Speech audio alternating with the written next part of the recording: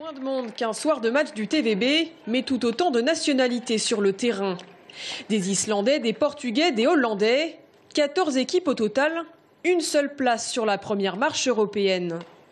Si les Russes tenants du titre et leur star Sozonov restent les grands favoris, les deux clubs français de Chambly et Aix-en-Provence, respectivement champions et vice-champions de France, figurent parmi les outsiders et pourraient créer la surprise.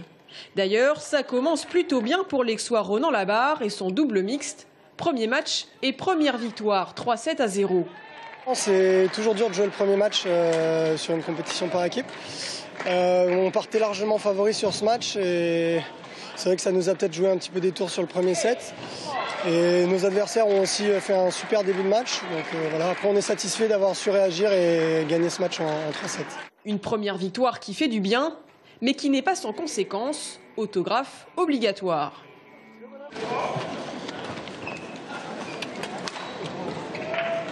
Bon, cette affiche, elle va aller où alors? Dans ma chambre. Moi aussi. Je suis impressionnée. En plus, on l'a vu en vrai jouer devant nous.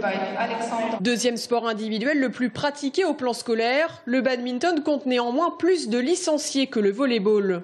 Il n'en est d'ailleurs pas moins spectaculaire, surtout à haut niveau. L'important pour nous, c'est de montrer au public tourangeau principalement ce qu'est le badminton de haut niveau.